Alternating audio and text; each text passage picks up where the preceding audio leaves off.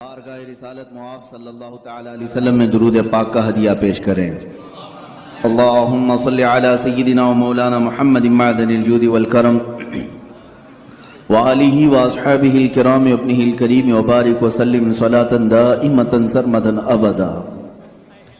عزیزان گرامی وقار، ہر انسان کی زندگی دنیا میں امتحان ہے، اس کا نتیجہ آخرت میں ملنے والا ہے،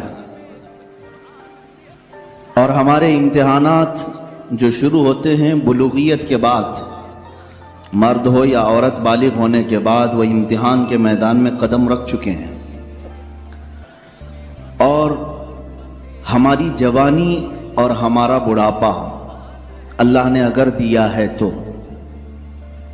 ضروری نہیں کہ ہر انسان بوڑھا ہو کر کے ہی مرے، بعض کو جوانی میں موت آ جائے، لیکن جوانی اور بڑھاپا یہ دو ایسی فصلیں ہیں، دو ایسے موسم ہیں، لیکن کڑا امتحان جوانی کا ہے۔ بڑھاپے میں بہت سارے لوگ شریف ہو جاتے ہیں، اللہ تعالیٰ انہیں واپس سیدھے راستے پر لے آتا ہے، یہ فضل و کرم ہے اس کا۔ لیکن جوانی جتنے لوگوں کے پاس آئی ہے یہ کڑا امتحان گزار رہے ہو۔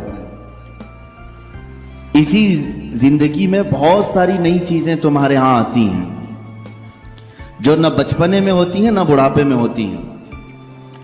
یہ جو درمیانی زندگی ہے یہ بہت سخت ترین امتحانات کی زندگی ہے،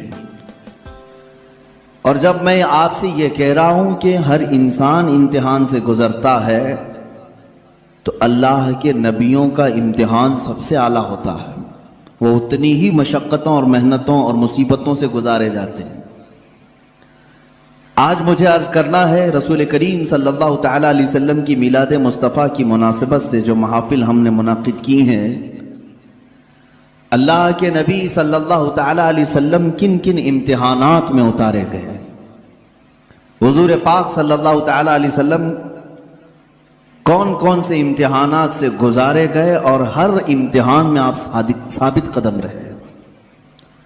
امتحان سے مراد صرف جہاد کے میدان آپ لے لیں تو یہ الگ مسئلہ ہے، لیکن پرسنل جو زندگی گزارنے کے ایام ہوتے ہیں یہ ہر دن ایک امتحان ہے۔ ایک بار حضرت ام سلیم رضی اللہ تعالیٰ عنہ فرماتی ہیں، میں قریب سے گزر رہی تھی، حضور صلی اللہ علیہ وسلم کے جسم سے گرمی کی تپش مجھے دور سے محسوس ہو رہی تھی، اتنا گرم بدن تھا کہ میں کافی دور سے آپ کے بدن کے گرمی کی حرارت محسوس کر رہی تھی۔ تو حضرت ام سلیم کہتی ہے، میں نے عرض کیا یا رسول اللہ صلی اللہ علیہ وسلم، آپ کو تو شدت کا بخار ہے۔ اللہ کے حبیب صلی اللہ علیہ وسلم نے ارشاد فرمایا، ہاں ام سلیم، اللہ کے نبیوں کو جو بھی مصیبت دی جاتی ہے وہ سخت ترین ہوتی ہے، جس چیز سے بھی آزمایا جاتا ہے وہ سب سے ہائی درجے کا ہوتا ہے۔ اگر نبیوں کو بخار بھی آئے تو عام انسانوں جیسا نہیں، بہت شدت کا بخار آتا ہے۔ اگر نبیوں کو زندگی میں کوئی بھی چیز آزمائش کے طور پر دی گئی ہے تو وہ ہلکی پھلکی نہیں، بہت سخت ترین ہوتی ہے۔ اب اللہ کے نبی صلی اللہ تعالی علیہ وسلم کی زندگی پاک کو رب نے قرآن میں ہمارے لیے آئیڈیل بنایا، لَقَدْ كَانَ لَكُمْ فِي رَسُولِ اللَّهِ أُسْوَةٌ حَسَنَةٌ، تمہارے لیے اللہ کے رسول کی زندگی میں بہترین نمونہ ہے اپنی زندگی گزارنے کے لیے۔ اگر اپنی زندگی کسی کی زندگی دیکھ کر گزارنا چاہتے ہو تو سب سے بہترین زندگی مصطفیٰ کریم کی ہے صلی اللہ تعالی علیہ وسلم، کیونکہ میں آتا ہوں آج اللہ کے حبیب صلی اللہ تعالی علیہ وسلم کی ازدواجی زندگی۔ ازدواجی زندگی کا مطلب ہوتا ہے شادی شدہ زندگی۔ یہ پوری زندگی کا کڑا امتحان اسی زندگی میں ہوتا ہے۔ جب تک آپ بیچلر ہیں جوانی پھر بھی محفوظ ہے، یعنی آپ اپنے ہاتھوں میں اپنی زندگی کی باغ ڈور لے کر چل رہے ہیں، لیکن جب کسی کے ساتھ تمہارا عقد ہو جائے تو ایک اور نفس کو تمہارے ساتھ باندھ دیا جاتا ہے۔ تمہیں اپنے جسم کی حفاظت کے ساتھ ساتھ اپنی خاتون کی امانتوں کی حفاظت بھی ذمہ داری میں آ گئی، اس کے پردے کی حفاظت بھی تمہارے ذمہ آ گئی، اس کے चाल चलन की, उसके अखलाक और तरबियत सबकी जिम्मेदारी तुम्हारे ऊपर आई। ये तो बहुत छोटी जिम्मेदारी है जो उसे खिलाना पिलाने वाले मामलात है। बाकी पूरी उसकी जिंदगी जो तुम्हारे ऊपर आई एक बड़ी आजमाइश है। एक औरत के साथ तुम इस कायनात में सही सलामत जिंदगी गुजार कर जा रहे हो तो इसका मतलब है कि एक बड़े इम्तिहान से कामयाब होकर निकले हो। बड़ा इम्तिहान है। अल्लाह रब्बुल इज्जत ने यहां कायनात में हर एक के लिए जोड़ा रखा है, लेकिन आप देखें क्या हर औरत का मिजाज अपने शोहर से मिल जाता है? नहीं होता। बाज लोग हमसे ये शिकायत करते रहते हैं, बनी नहीं रही है, बनी नहीं रही है, और ना चाकी है ना इत्तेफाकी होती है। मियाँ ये आपके अकेले के घर में नहीं, हर मर्द और हर औरत के दरमियान जिंदगी में ऊंच नीच नशेब व फराज आते ही रहेंगे। ये तो मालिक है परवरदिगार जो जोड़ कर रखता है। लेकिन दो मिजाजों को संभालना अपनी जिंदगी में, इसको कहा जाता है कि आदमी अब मैच्योर हो गया है।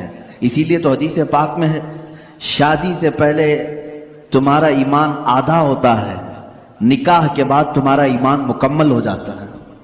निकाह के बाद ईमान मुकम्मल, तो बगैर शादीशुदा आधे लोग हो, शादी के बाद मुकम्मल हो रहे हो, मैच्योर हो रहे हो। क्यों? इसलिए कि जिम्मेदारियों का बोझ उठाने और रास्ता चलने की आदत उसे हो जाती है। तन्हा चलना और है, पूरी कायनात को लेकर चलना और है। अब यहां मुझे बताओ मेरे अजीजों, एक औरत के साथ जिंदगी गुजार कर दुनिया से जाना एक कठिन इम्तिहान है। वहीं मेरे आका सल्लल्लाहु तआला अलैहि वसल्लम ने 11 अज़वाज मुतहरात के साथ जिंदगी गुजारी और किसी एक से भी हुजूर सल्लल्लाहु अलैहि वसल्लम की एक शिकायत भी नहीं सुनी हमने। आज दुनिया में चाहे जो भी परहेजगार हो, जैसे भी हों, बड़े से बड़े बादशाहों की बीवियां हों, लेकिन उनको अपने शोहरों से कहीं ना कोई शिकायत होगी, कुछ भी हो सकती, सब कुछ अच्छा रखा हो, लेकिन किसी दिन उसकी ख्वाहिश के मुताबिक उसकी मिठाई ना मिली तो उसे शिकायत है अपने शोहर से, मुझे मिठाई नहीं खिलाया आज। ये सब की जिंदगियों में औरतों को अपने शोहरों से कुछ ना कुछ शिकायत है। कोई भी उसके पसंद के कपड़े आप नहीं लाके दे सके, उसे आज अपने माँ बाप के घर जाना था, तुमने टाल दिया, उसके घर वाले आ रहे थे, उनके साथ तुमने सही बर्ताव नहीं किया, ये शिकायत अपने शोहर से वो रखती है। कुर्बान जाओ, ये 11 बीवियों में से सबसे पूछा गया, रसूलुल्लाह सल्लल्लाहु तआला अलैहि वसल्लम की हयात तुम्हारे साथ कैसी थी? वो अज़वाज मुतहरात कहती हैं, अल्लाह के नबी सल्लल्लाहु तआला अलैहि वसल्लम ने पूरी जिंदगी में हमें उफ तक न कहा। हम गलतियां करती थी, खता करती थी, लेकिन रसूल पाक सल्लल्लाहु तआला अलैहि वसल्लम उसे दरगुजर फरमाया करते थे।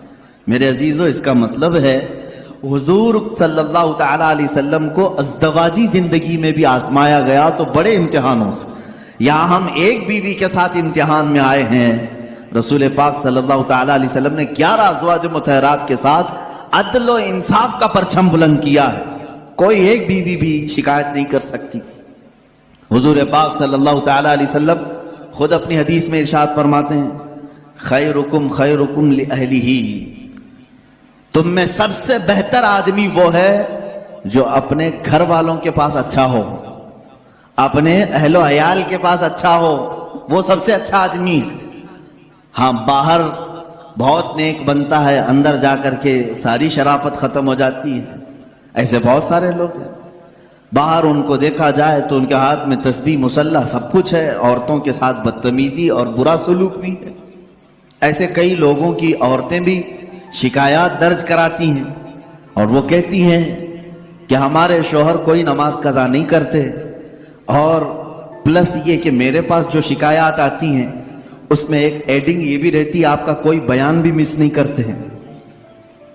उसके बावजूद उनकी शिकायत ये होती है कि घर में उनका सलूक बहुत बुरा है, हमें खिंजीर कहते हैं, हमें कुत्ता कहते हैं। शोहरों के मुतालिक औरतों की शिकायत है मेरे से, मैं पर्टिकुलर किसी एक को टारगेट नहीं कर रहा, जिसकी जिंदगी में ये मामलात हैं वो तौबा कर ले। इसलिए कि मेरे आका सल्लल्लाहु अलैहि वसल्लम ने फरमाया, औरत तो औरत है, जानवर के साथ भी अगर तुमने बुरा सलूक किया तो कयामत के दिन उस जानवर को भी बदला दिलाया जाएगा। وہ جانور اپنے سینگ نکال کر تمہیں مارے گا، قیامت کے دن وہ اپنا بدلہ لے گا۔ اس کے چہرے پر اگر کسی نے مارا ہے ناحق، بغیر ایذا دینے والے جانور کو تم نے مارا ہے تو اس کا بدلہ قیامت کے دن دلایا جائے گا۔ عورت تو عورت ہے، اور اللہ تعالیٰ نے تمہارے ذمے میں دیا ہے یہ کہہ کر کے نہیں کہ لو اس سے جتنا چاہے کام لے لو، بلکہ اس صنف نازک کو اللہ نے تمہاری تربیت میں عطا کیا ہے۔ یوں ہی سمجھو کہ اگر تمہارے پاس کوئی نرم و نازک چیز سرپرستی اور نگرانی کے لیے دے دی جائے تو اس کی کیسی حفاظت کرتے، اسی طرح سے تمہیں حفاظت کرنے کا حکم ہے۔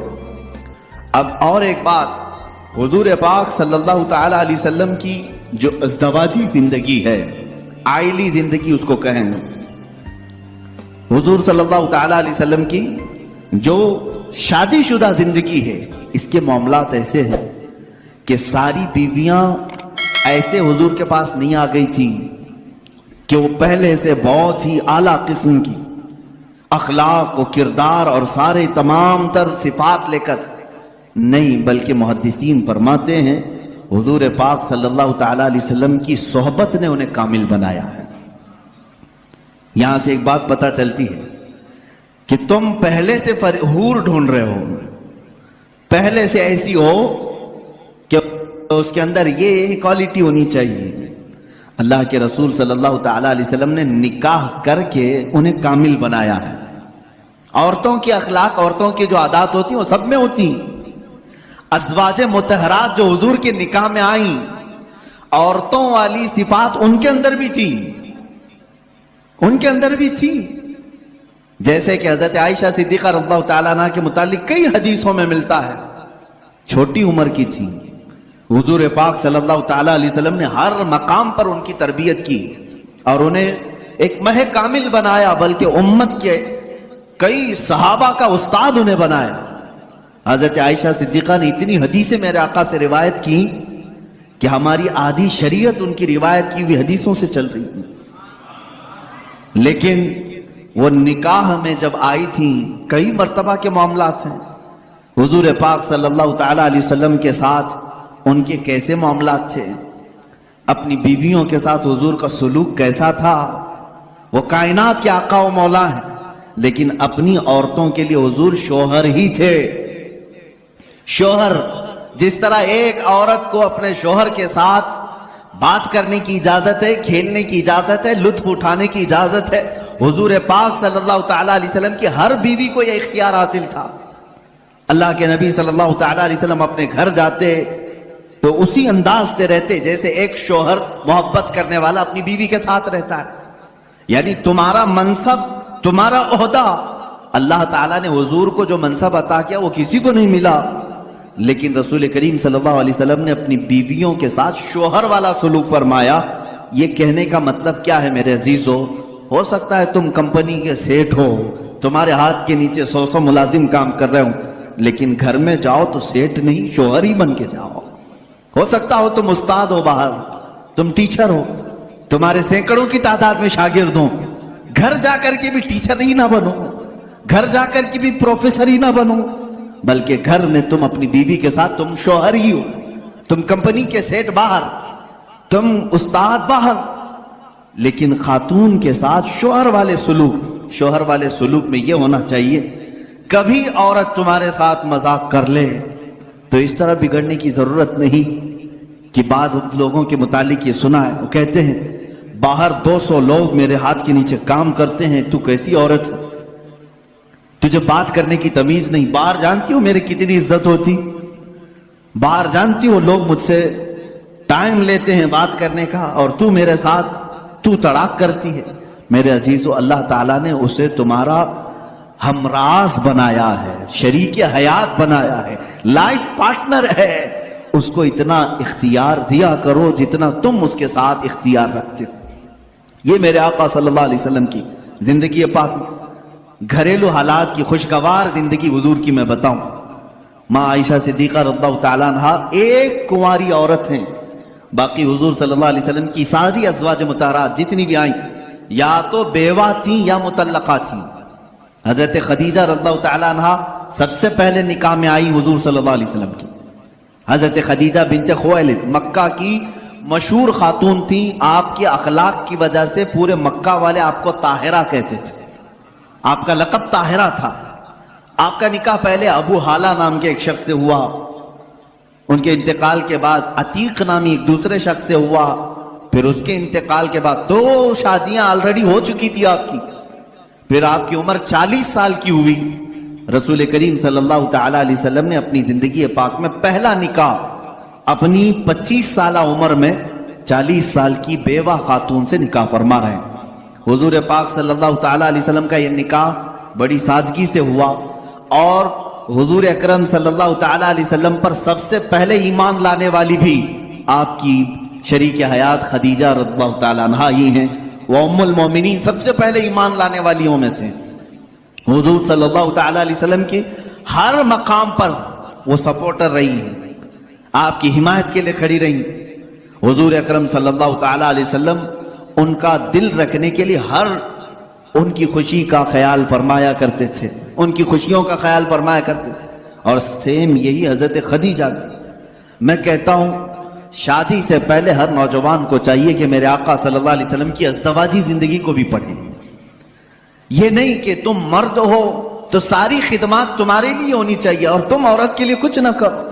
جیسے کہ بعض لوگ جب بھی عورتوں میں خطاب کرتے ہیں، بیان کرتے ہیں، تو سب سے پہلے عورتوں کو یہی بتایا جاتا ہے مرد دن بھر تھکان سے چور چور گھر میں آئے تو تم اس کو مسکرا کر کے استقبال کرو، یہ عورت کے اوپر فرض ہے، تم اس کو مسکرا کر استقبال کرو، اس کی تھکان چلی جائے تمہیں ایک صدقے کا ثواب ہے۔ میرے عزیزو، یہ گاڑی کا پہیہ ایک ٹائر سے نہیں چلتا، تم ساری مسکراہٹ صرف عورت ہی کے اوپر تھوپو گے۔ یہاں پر تمہیں یہ بھی کہنا ہوگا، ہو سکتا ہے کبھی دن بھر کی تھکان عورت کو بھی ہو جو صبح سے شام تک کام کر رہی ہو، تم آ کر کے اسے بھی مسکرا کر کے کہو دن بھر آج تمہیں زیادہ تھکان ہوئی ہوگی۔ ہمیشہ میاں یہ کیوں چاہتے ہیں کہ میری تھکان وہ پوچھے؟ نہ، بلکہ آپ خاتون کی بھی مزاج پرسی کریں، یہ دونوں ٹائر ہیں، دونوں کا بیلنس برقرار ہو۔ میں ابھی بتاتا ہوں، حضور پاک صلی اللہ تعالی علیہ وسلم ہمیشہ یہ فرماتے اگر اپنی ازواج مطہرات میں سے کوئی ناراض ہو تو حضور انہیں مناتے۔ آپ سوچ رہے ہوں گے کیا دنیا میں کوئی ایسا بھی ہے جس کو حضور سے ناراض ہونے کا حق ہے؟ حضور سے ناراض ہونے کا حق ہے؟ ہاں، صرف بیویوں کو حق تھا جو عام زندگیوں میں ہوتا ہے، لیکن اس ناراضگی کا مطلب رسول سے ناراضگی نہیں، شوہر سے کسی معاملے میں ہو۔ حضور پاک صلی اللہ تعالی علیہ وسلم خود فرماتے ہیں حضرت عائشہ سے، اے عائش، جب تو مجھ سے ناراض ہوتی ہے تو مجھے پتہ چل جاتا ہے۔ حضرت عائشہ پوچھتی ہیں آپ کیسے جانتے ہیں میں ناراض ہوں کہ خوش ہوں؟ حضور فرماتے ہیں جب تو خوشی میں رہتی ہے قسم کھاتی ہے تو یوں کہتی ہے رب محمد کی قسم، اور جب ناراض رہتی ہے تو کہتی ہے رب ابراہیم کی قسم۔ یہ حضرت عائشہ کی عادت تھی، جب گھر میں کچھ باتیں اس طرح سے ہو جائیں تو کہتی ابراہیم کے رب کی قسم میں نے ایسا نہیں کیا۔ حضور فرماتے ہیں جب جب تو ابراہیم کے رب کی قسم کھاتی ہے مجھے لگتا ہے تو ناراض ہے۔ حضور مناتے، یہ نہیں کہ کائنات کے آقا و مولا سے تجھے روٹنے کا حق کیا ہے۔ حضور پاک صلی اللہ علیہ وسلم نے اپنے گھر میں ایک شوہر والی زندگی بھی گزار کر کے دکھایا ہے۔ ایک مرتبہ حضرت عائشہ صدیقہ رضی اللہ تعالیٰ عنہ گھر میں، حضرت زینب ایک دوسری زوجہ ہیں حضور کی، حضرت زینب بنت جہش رضی اللہ تعالیٰ آئیں۔ حضرت عائشہ میدے کا شیرہ بنا رہی تھی، آٹے کا ستو جس طرح سے ہوتا ہے میٹھا کچھ بنا رہی تھی۔ جیسی وہ بنا اس میں کچھ خرابی ہوئی ہو یا جو بھی، حضرت عائشہ حضرت زینب کو کھلانے پر اصرار کرنے لگی کہ آپ گھر میں آئی ہیں، یہ شیرہ پورا کھائیں گی آپ۔ حضرت زینب کہہ رہے میرا جی نہیں چاہتا، میں نہیں کھاؤں۔ حضور پاک صلی اللہ علیہ وسلم بیٹھے ہوئے، حضرت عائشہ نے وہ شیرہ اٹھا کر پورا ان کے منہ پہ لگا دیا۔ اللہ کے نبی صلی اللہ علیہ وسلم مسکراتے رہے، کچھ نہیں فرمایا۔ حضرت زینب سے کہا کہ بس بس عائشہ چھوٹی ہے، تم بدلہ مت لو۔ یہ حضور پاک صلی اللہ تعالی علیہ وسلم کی خانگی معاملات ہیں، اپنے ازواج مطہرات کے ساتھ حسن سلوک ہے۔ انہیں آپس میں مذاق کرنے کا اختیار تک میرے آقا نے دے رکھا تھا، یہ نہیں کہ اتنا ٹائٹ کرو کہ ہنسنا بھی مشکل ہو جائے۔ اتنا تم ان کے اوپر سوار ہو جاؤ کہ بات کرنا بھی مشکل ہو جائے. نہیں، رسول پاک صلی اللہ تعالیٰ علیہ وسلم نے اپنی ازواج مطہرات کو ایک خوشحال زندگی گزارنے کے گھر عنایت فرمائے تھے. آپ اندازہ کر سکتے ہیں ہر بیوی کے لیے الگ مکان، ہر زوجہ کے لیے الگ مکان. حضور پاک صلی اللہ تعالیٰ علیہ وسلم کی عادت مبارکہ تھی، ہر خاتون کے پاس باری باری تشریف لے جاتے، سب کے پاس برابر کا برابر وقت دیتے. حضرت عائشہ رضی اللہ تعالیٰ نے اس میں سب سے چھوٹی عمر کے لحاظ سے.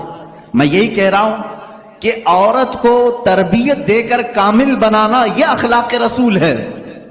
حضور صلی اللہ تعالیٰ علیہ وسلم کی سنت پر عمل کرنا چاہتے ہو نوجوانوں، پہلے سے یہ سمجھ کر کے چلو. میرے گھر میں جن کی شادیاں نہیں ہوئی ان کے لیے کہہ رہا ہوں، جن کی ہو چکی ان کے لیے بھی پہلے سے ذہن میں یہ بات فٹ کر لو. میں اگر شادی کرنے جا رہا ہوں تو میرے گھر کوئی ایسی خاتون آنے والی ہے جس کو ہو سکتا ہے بات کرنے میں پورا سیکھی ہوئی نہ ہو، کھانے پکانے کا ماہر نہ ہو سکتا ہے وہ خاندانی معاملات کو نہ سمجھے. مجھے ہر ایک چیز کو اسے سکھانا ہوگا. تم اگر پہلے سے یہ سب چیزیں ذہن میں رکھو گے تو جھگڑے اور نا اتفاقی کی بات نہیں آئی. تم پہلے سے ایکسپیکٹیشن یہ رکھ کر کے بیٹھے ہو کہ یہ ساتویں آسمان سے سیکھ کر کے آئی ہوئی ہے گھر میں. کبھی کچھ بات چیت ہو گئی تو سیدھے جھٹ سے یہی کہا کیا تمہارے اماں باپ نے یہی سکھایا تھا؟ یہی بات. اور ساس بھی اپنے بہو سے یہی کہتی ہے روٹی نہیں بنے، اماں کیا سکھائی تیری تجھ کو، اب تک کیا کرتی رہی؟ میرے عزیزو، رسول پاک صلی اللہ تعالیٰ علیہ وسلم کے پاس حضرت عائشہ جب آئی 9 سال کی عمر میں تھی. ان کی سہیلیاں کہتی ہیں آٹا گوندتے گوندتے وہ سو جاتی تھی، اسی میں سو جاتی تھی، رات ہو جاتی تھی. حضور پاک صلی اللہ تعالیٰ علیہ وسلم نے ایک دن بھی سختی نہیں فرمائی کہ عائشہ آٹا گوندتے گوندتے سو گئی، آٹے میں ہی ہاتھ رہ گئے. حضور اکرم صلی اللہ تعالیٰ علیہ وسلم نے انہیں مہ کامل بنایا. یہ اللہ کے رسول صلی اللہ علیہ وسلم کے اخلاق کریمہ ہیں. عورتوں کو تم جس قدر اچھی تربیت دو گے تمہاری محبت اتنی ہی ان کے دلوں میں ہوگی اور اتنی ہی عظمت بھی بڑھے گی، اتنی عظمت بڑھے گی. اور رسول پاک صلی اللہ تعالیٰ علیہ وسلم کی اس عظیم سنت پر بھی عمل ہوگا. بعض لوگ یہ سوچتے ہیں کہ فل ہائی کوالیفائڈ چاہیے، پوری طرح سے میچور چاہیے، تو تمہارا یہ ایکسپیکٹیشن بعض دفعہ تمہیں دھوکہ دے دیتا ہے. تم جو کچھ بھی سوچ کر کے رکھے ہو وہ نہیں آئی، چڑچڑ ہو جاتا ہے، دماغ میں الگ الگ وسوسے آنے لگتے ہیں، پھر دوسرے کا خیال آنے لگتا ہے، اور پھر دوسری بھی ویسی نکلی تو کیا کرو. اسی لیے اخلاق رسول یہ ہے. اللہ کے نبی صلی اللہ علیہ وسلم کے پاس وہ عورتیں آئیں جو الگ الگ خاندان کی تھیں، الگ الگ مزاج کی تھیں، الگ الگ قبیلوں کی تھیں. ارے یہودیوں کے خاندان سے حی بن اخطب کی بیٹی صفیہ رضی اللہ تعالیٰ عنہ حضور کے گھر آئی. ان کے پورے رسم و رواج الگ تھے، سارے خاندانی معاملات الگ تھے، لیکن کیا کبھی وہ مس میچ ہوئی حضور کے ساتھ؟ رسول پاک صلی اللہ تعالیٰ علیہ وسلم نے ان کے ساتھ بھی زندگی کیسے گزاری؟ حضرت صفیہ رضی اللہ تعالیٰ عنہ حضور صلی اللہ تعالیٰ علیہ وسلم کی بارگاہ میں جب آئیں، دیکھیں حضور عدل کیسے کرتے تھے بیویوں کے ساتھ. یہ خاندان تھا بنی اسرائیل کا، یہودیوں کا. حضرت موسیٰ علیہ السلام سے جو چلا ہے وہ خاندان تھا. موسیٰ علیہ السلام کی اولاد وہ مدینہ طیبہ میں تھی، انہی کی خاندان سے حضرت صفیہ آئی تھی. جب شادی ہوئی تو عورتوں میں آپس میں باتیں ہوتی رہتی، سوتنوں کے معاملات رہے. حضور کی ایک زوجہ حضرت عائشہ ہیں جن کے باپ صدیق اکبر ہیں. ایک زوجہ حضور کی حضرت حفصہ ہیں جن کے والد عمر ابن خطاب ہیں رضی اللہ تعالیٰ عنہ. ایک حضرت ابو بکر کی بیٹی حضور کے نکاح میں، ایک حضرت عمر کی بیٹی حضور کے نکاح میں. یہ دونوں ملتی تھیں تو بڑی لمبی باتیں بھی ہوتی تھی. خاندان ایک تھا، ان کے بیچ میں حضرت صفیہ آ گئی، الگ خاندان کی، یہودی خاندان سے آئی تھی لیکن حضور کے نکاح میں آئی تھی. حضرت صفیہ کو دونوں چھیڑنے لگی.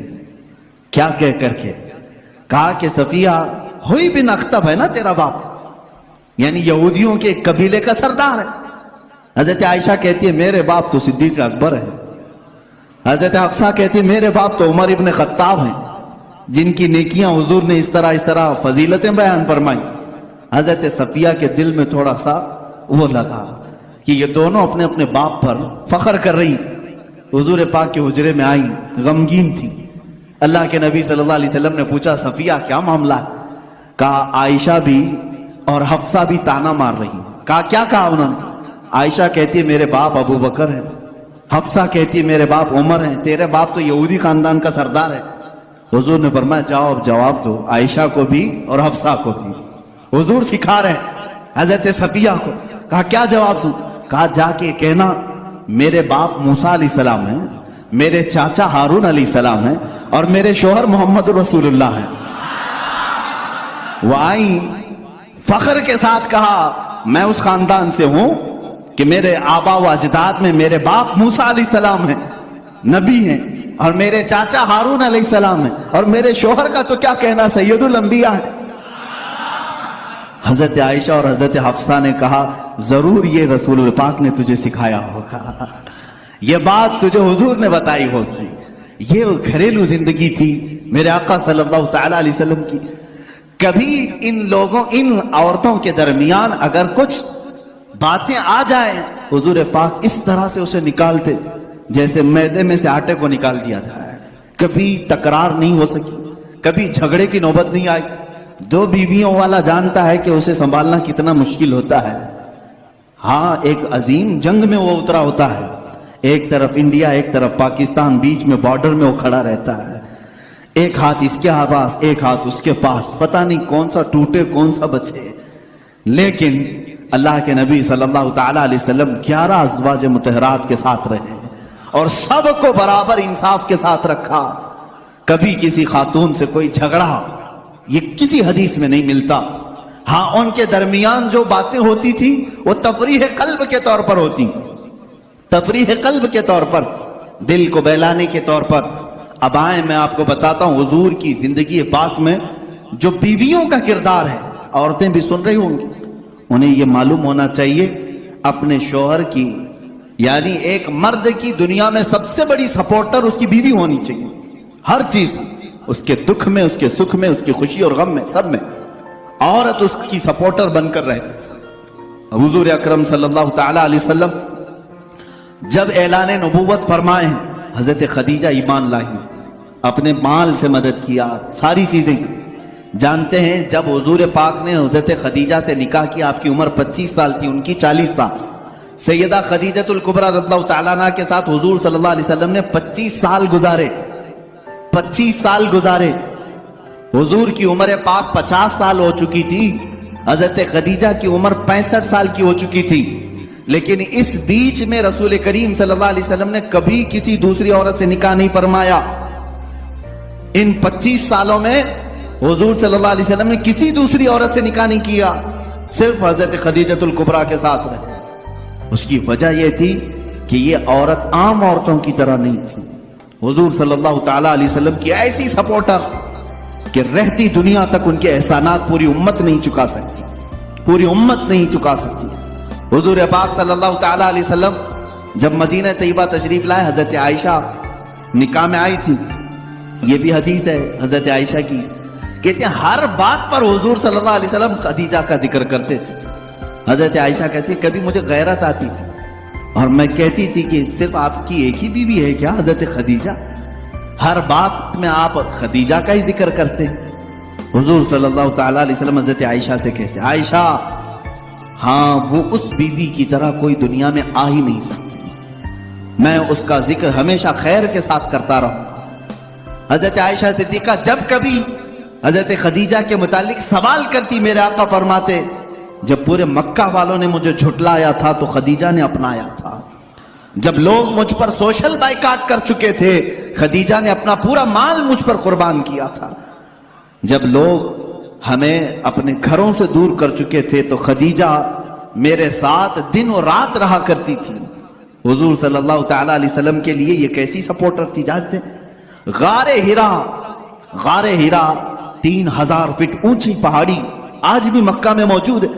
میرے آقا صلی اللہ تعالی علیہ وسلم اپنی عبادتوں کے لیے غار ہیرا جاتے تھے اور وہاں کبھی کبھار 2 دن 3 دن تک آپ قیام فرماتے. حضور پاک صلی اللہ تعالیٰ علیہ وسلم کے لیے حضرت خدیجہ اپنے گھر سے کھانا لے کر دن میں 2 مرتبہ، کبھی 2 دن میں 3 مرتبہ اوپر چڑھ کر کے جایا کرتے۔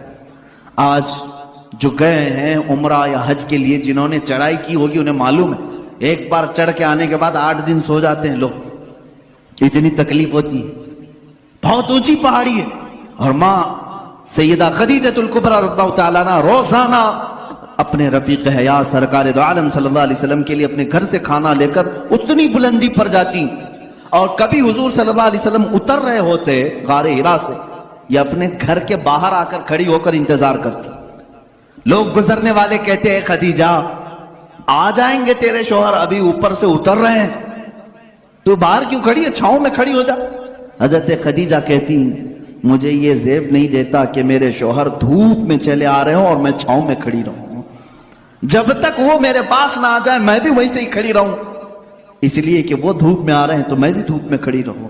یہ ان کی محبت تھی سیدہ خدیجۃ الکبریٰ رضی اللہ تعالیٰ عنہ۔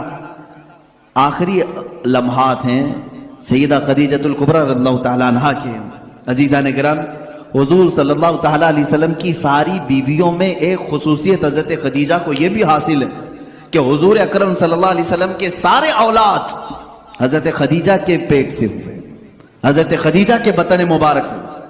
صرف ایک ہیں حضرت بی بی ماریہ قبطیہ کے نام سے، وہ باندھی تھی، لیکن ازواج مطہرات میں حضور صلی اللہ تعالیٰ علیہ وسلم کی بیویوں میں صرف اور صرف حضور کی اولاد حضرت خدیجہ سے ہوئے، باقی کسی سے نہیں۔ 6 اولاد حضرت خدیجہ کے بطن سے ہوئے۔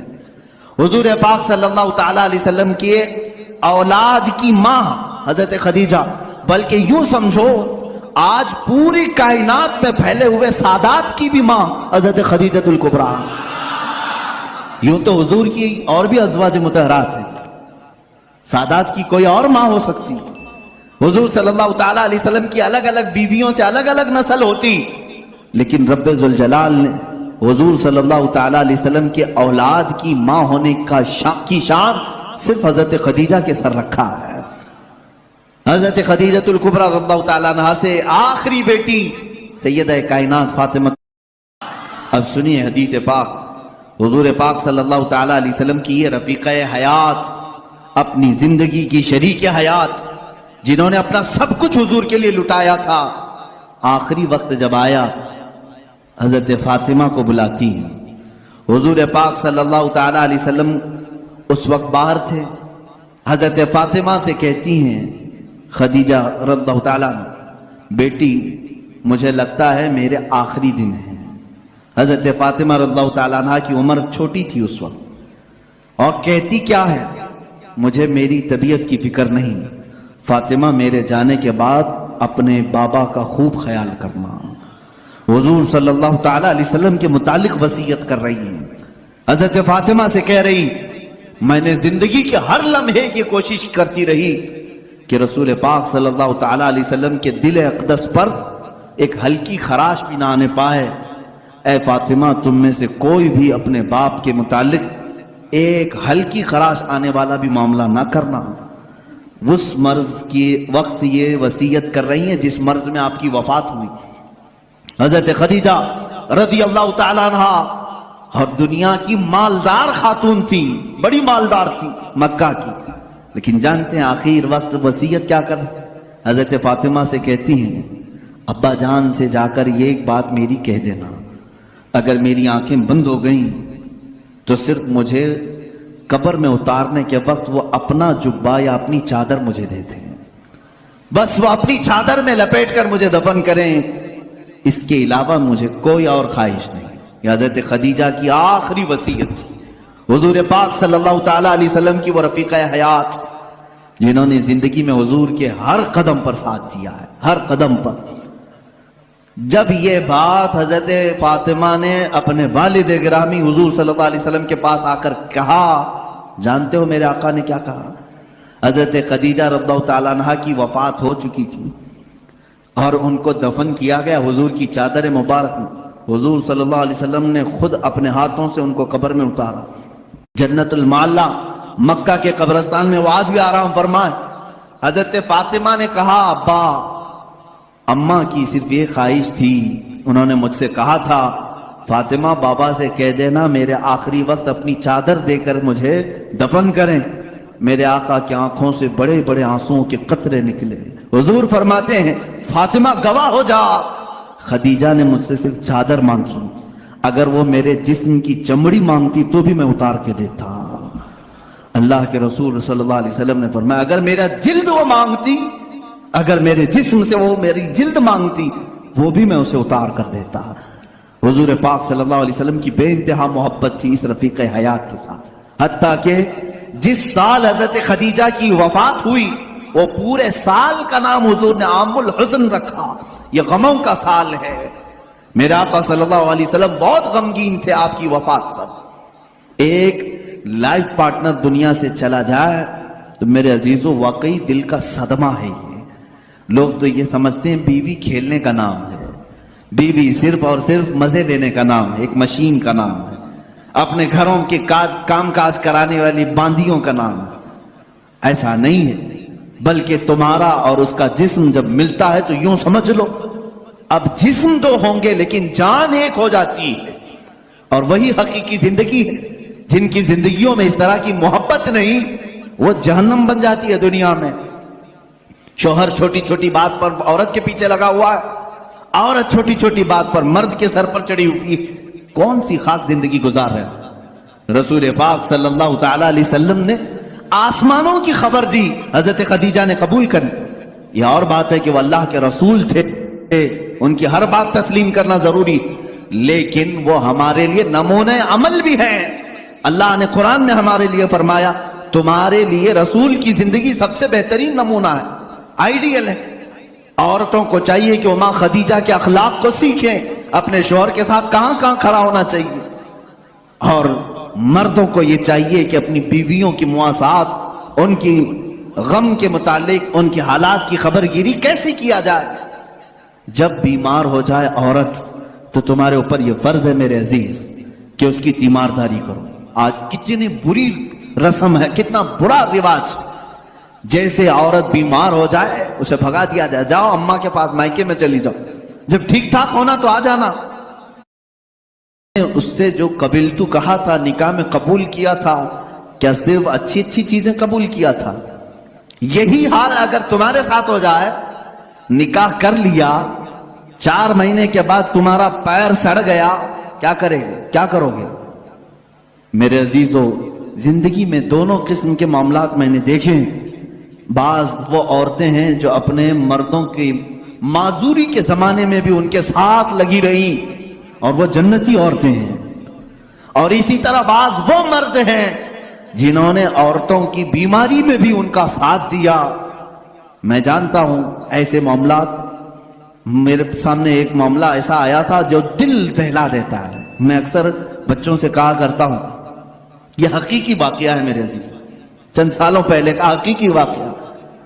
शौहर और बीवी, नई नई जिंदगी थी, शादी के बाद दोनों एक दूसरे से मोहब्बत करते थे, लेकिन अचानक बीवी को एक बीमारी शुरू हो गई।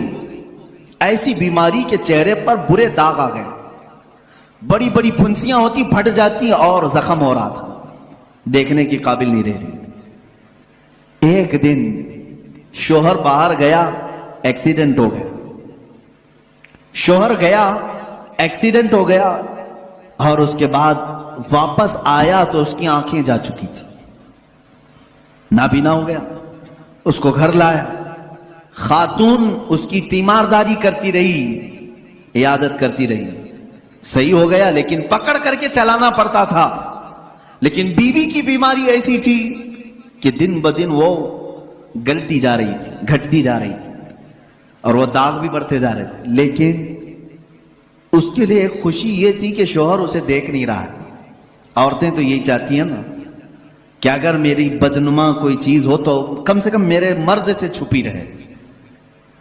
तो उसे एक खुशी ये थी कि शौहर देख नहीं रहा है, आंखें जा चुकी। इसी हालत में उसकी तकरीबन 2 साल या 3 साल गुजर गए।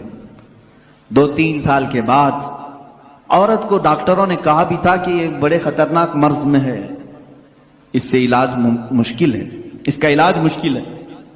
3 سال یا قریب قریب اتنے سالوں میں عورت کی وفات ہو گئی، عورت انتقال کر گئی اور لوگوں نے جنازہ اٹھایا، دفن کیا۔